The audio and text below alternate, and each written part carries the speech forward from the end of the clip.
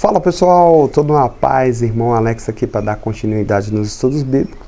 Se por acaso você queira receber as mensagens, manda um oi para o 61 99119 2421, irmão Alex. Beleza? Nós estamos aqui com o dicionário bíblico e a palavra que nós vamos trazer algumas informações hoje é a palavra hino. Achei bastante interessante aqui. Vamos lá então.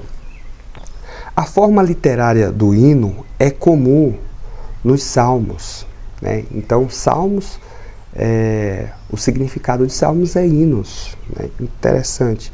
Em outros livros da Bíblia. E em outros livros da Bíblia também tem hinos. O hino é um cântico de louvor. O esquema não é rígido, mas a forma como a maior frequência inicia com o convite de louvor ao Eterno, o que pode ser repetido no desenvolvimento do hino. Seguindo por uma enumeração de títulos de louvor, os atributos e virtudes divinas e os feitos divinos, em particular, seus feitos na criação e seus atos de salvação por Israel no passado e no futuro messiânico. Então, por isso que você observa, é interessante isso quando você está lendo a Bíblia hebraica, ele sempre fazendo referência ao que o Eterno fez no passado. Isso é um tipo de hino, né? É a lembrança. Alguns hinos consistem inteiramente em convite ao louvor. Os títulos de louvor são às vezes meras citações, como uma ladainha. A forma gramatical empregada e a frase declarativa, o objetivo atributivo, o particípio e o caso relativo, o hino é uma composição de culto. Exemplos de hino fora dos Salmos são encontrados em Êxodo capítulo 15, verso 1 em diante, que se desenvolve num poema narrativo. Josué capítulo 5, verso 3 ao verso 5, exórtio ao cântico de Débora,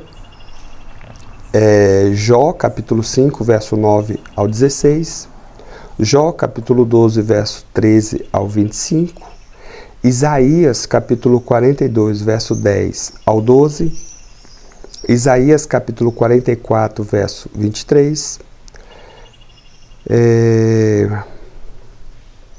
Isaías capítulo 52, verso 9 ao 10, e Eclesiástico capítulo 39, do 14 ao 35, e Eclesiástico capítulo 42, verso do 15 ao 43. O hino hebraico pode ser comparado a muitos exemplos de hinos egípcios e mesopotâmicos. Há alguma semelhança na forma, que são certamente devido à identidade do material. O hino hebraico é típico pelo uso que faz de sua própria história, recitando os atos salvíficos do Eterno, né? Então, estava recitando os atos, as obras que o Eterno fez, é um tipo de adoração, um tipo de louvor, né? Por isso que é importante, pessoal, só saindo aqui um pouquinho, você falar, quando você tiver oportunidade, você falar do que o Eterno fez na sua vida, é um tipo de adoração. Você está louvando Ele, né? Você está exaltando Ele pelo que Ele fez na sua vida. A importância da gente fazer isso. Hinos eram cantados nas assembleias, né? Nos encontros de cultos das comunidades dos apóstolos ali no primitivo, né? Dos cristãos primitivos. Atos capítulo 16, verso 25. Esse é o episódio de Silas e Paulo que estava na cadeia.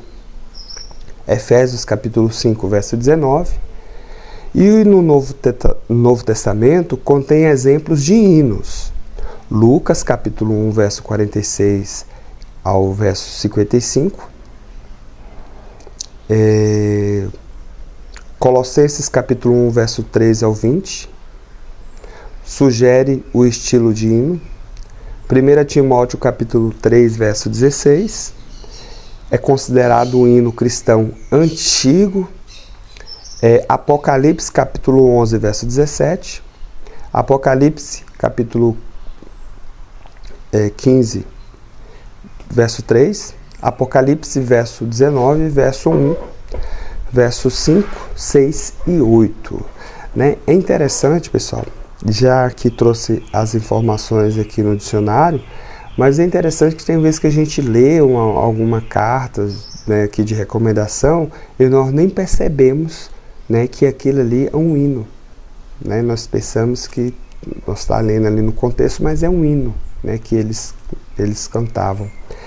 Eles recitando, né, as obras, então era considerado como um hino que eles tinham já toda essa tradição de estar lembrando os feitos que o Eterno fez na vida deles, e é um tipo de adoração, um tipo de louvor, e é considerado também um hino na literatura hebraica, beleza?